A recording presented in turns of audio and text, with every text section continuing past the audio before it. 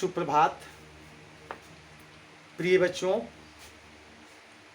आज पुनः शीर्षक सूर्य के पद को नियमित करते हुए पाठगत जो मौलिक बात है उसके संदर्भ की हम चर्चा करेंगे।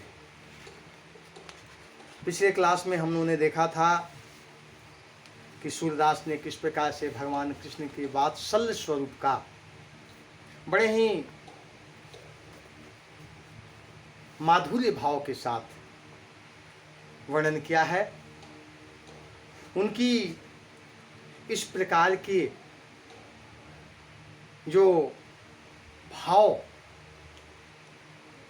पंक्तिबद्ध किया गया है शायद अन्य कवियों के द्वारा संभव नहीं है।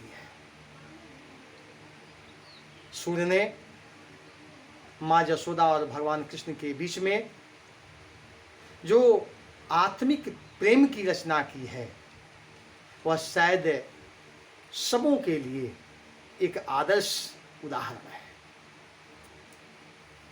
भगवान कृष्ण किस प्रकार से अपने माँ के साथ खेलते हैं, कूदते हैं, प्रसन्नचित होते हैं, इन सारी बातों को यहाँ रखा गया। यशोदा हरि पालने झुलावे, हलरावे दुलराई मल्हावे, जोई सोई कछु गावे। मेरे लाल को आयु निंदरिया, काहे ना आनी सुआवे। तू काहे नहीं बेगही आवे, तो को कान्ह बुलावे। कब ही पलक हरि मुंद लेत हैं, कब हूँ अधर फरकावे। सोवत जाने मौन हवै कै, रही करी करी सैन बतावे। यही अंतर अकुलाई उठे हरि, जसुमती मधुर गावे। जो सुख सुर अमर मुनि दुर्लभ, सो नंद भामनी पावे। कवि सूरदास ने सामान्य बच्चों की भांति त्रिलोकी जो भगवान कृष्ण हैं उनके संदर्भ की चर्चा की है।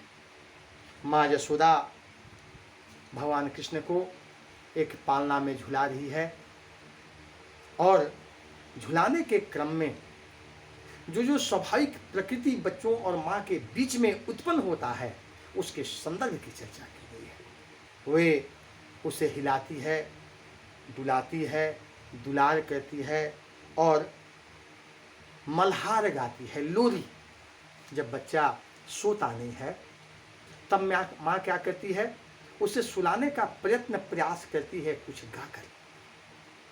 कभी वह गाती है, कभी गुनगुनाती है और हिलाती है, डुलाती है, कभी कंधे पर लेकर के यत्र तत्र घुमाती है। इन सारी प्रकार की क्रियाओं को सिर्फ इसलिए करती है कि बच्चा सो जाए। लेकिन इस प्रकार की सुलाने के क्रम में जो उनके द्वारा क्रिया उत्पन्न की जा रही है इसमें किसी भी प्रकार की थकावट और किसी भी प्रकार की अनिच्छा नहीं है, बल्कि इसमें एक प्रकार की मातृत्व तो सुख है, उस सुख को वह प्राप्त करती है। मेरे लाल को आयु निंदरिया, काहे ना आनी सुआवे। वह निद्रा की देवी से कहती है कि तुम क्यों नहीं आती हो, आकर के मेरे इसे लाल को क्यों नहीं सुला देती हो।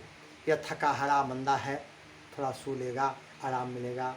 माँ को भी बच्चे के सोने के पश्चात थोड़ा कुछ काम रहता है, उसको भी वह पूरा कर लेगी। इसलिए निद्रा की देवी से वह प्रयास करती है कि वह आए और आकर के इन्हें सुनाए। तो काहे नहीं बेगी आवे, तो को कान्ह बुलावे। वह चाहती है जल्दी से जल्दी निद्रा की देवी आए और वह कहती है, निंद से कहती है कि तुमको कान्हा बुला रहा है, तुम आ जाओ, आकर के जल्दी से सुला दो। आखिर वह बुला करके सुलाने की जो भाव है वह वास्तव में एक लगता है कि कहीं नींद बैठा हुआ है, उसको बुला ले और आकर के उसे सुला दे। स्वाभाविक रूप से इस प्रकार का जो आपसी प्रेमत्व माता और पुत्र के बीच में जो सामंजस्य है वह निखर करके सामने आता है। तो काहे नहीं बेगही आवे, तो को कान बुलावे। बेगही मतलब जल्दी, शीघ्रता से आ जाओ, तुमको कृष्ण बुला रहे हैं, तुम इन्हें सुला दो, ये थके हारे मान रहे हैं, इसलिए तुम आओ। इस प्रकार की बात जब करते हैं तब भगवान कृष्ण भी अपना अनुपम आदर्श स्वरूप प्रदर्शित करते हैं। वे क्या करते हैं, कब हूँ पलक हरि मुंद लेते हैं। कभी भगवान कृष्ण जो हैं अपने आँख को बंद कर लेते हैं और कब हूँ अधर फड़कावे, कभी ओठ को ये क्या करते हैं, फड़काते हैं। फड़का फड़का कर करके वह दिखाते हैं। सोवत जाने मौन हवय के रही करी करी शयन बतावे। उन्हें उस माँ को डर है कि कहीं कोई वार्तालाप इस बीच में आ जाए, हो जाए तो ये उठ जाएंगे।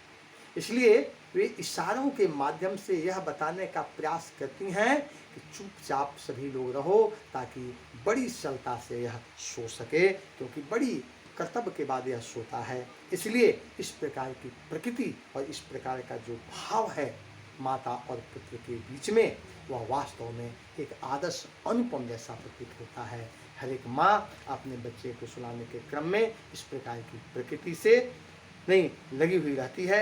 यहाँ पर भी उन चीज़ों को रेखांकित किया गया, दिखाया गया, और वह चाहती है न कि बच्चा सो जाए। लेकिन इसी बीच भगवान उससे भी ज़्यादा तेज हैं। वे क्या कहते हैं, यही अंतर अकुलाए उठे हरि जसमती मधुरा। भगवान कृष्ण फिर उठ करके बैठ जाते हैं बड़ी व्याकुलता के साथ, व्यग्रता, लगता है कि बहुत परेशान हैं। वे उठे और उठ करके वे क्या करते हैं, उसी प्रकार से ताकने लगते हैं, देखने। अब सोचो, सामान्य ढंग का बच्चा माँ जब सुलाती है तो माँ के सुलाने का क्रम कभी तुम देखो। माँ कभी इस करवाट, कभी उस करवाट, कभी इस गोद, कभी उस गोद लेकर के उसे बड़े यत्न से, बड़े मेहनत से, बड़े परिश्रम से सुलाने का प्रयत्न और प्रयास करती है। लेकिन फिर भी बच्चा जैसे ही माँ धीरे धीरे धीरे धीरे चुपचाप कर करके, देखिए कितनी स्वाभाविक चित्रांकन किया गया है कवि के द्वारा। ऐसा ही सभी माताएं करती हैं। वे क्या करती हैं, धीरे धीरे माँ वहाँ से सहलाते सहलाते हटने का प्रयास करती हैं। इसी बीच बच्चा बड़े जोर से चिहुक करके उठ करके खड़ा हो जाता है, बैठ जाता है, और सोने का नाटक या सुनाने का जो नाटक है सब पर पानी फिर जाता है। स्वाभाविक रूप से यहाँ पर भगवान कृष्ण भी उसी प्रकार की सामान्य प्रकृति में इस प्रकार की करते हैं। माँ यशोदा फिर सुनाने के लिए क्या करती है, मधुर मधुर भावों में गुनगुनाती है, गाती है, नहीं, और सुनाने का प्रयत्न और प्रयास करती है। जो सुख सुर अमर मुनि दुर्लभ सो नंद भामनी पावे। कवि यहाँ पर यह बताने का प्रयास किया है कि इस प्रकार की सुख की अनुभूति माता यशोदा पाकर धन्य हो जाती है।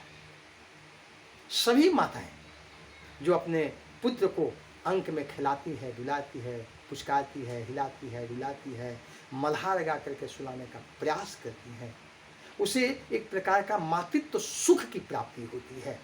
माँ यशोदा को भी यहाँ वही सुख मिल रही है।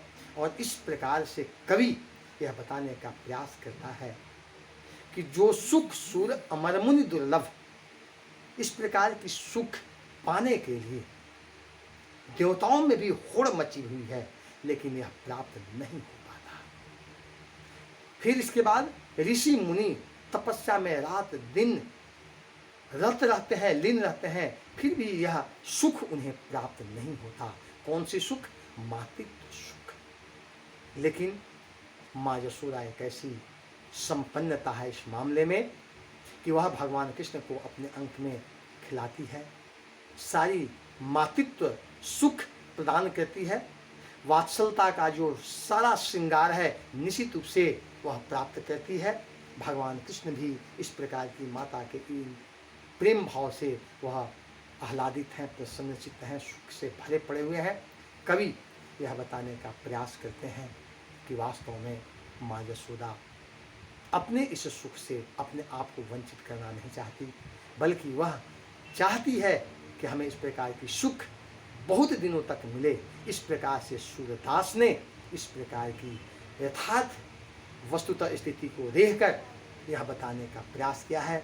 जो सुख सुर अमर मुनि दुर्लभ, उनके पास भी ये सुख दुर्लभता से भी प्राप्त नहीं होते, वह सुख माँ यशोदा प्राप्त करती है। और वह सुख कोई है तो वह है मातृत्व सुख, जो हर एक माता द्वारा प्राप्त होता है। और इस सुख से अगर कोई स्त्री वंचित हो जाती है तो निश्चित रूप से उसे इस संसार में कलंक नहीं समझा जाता है।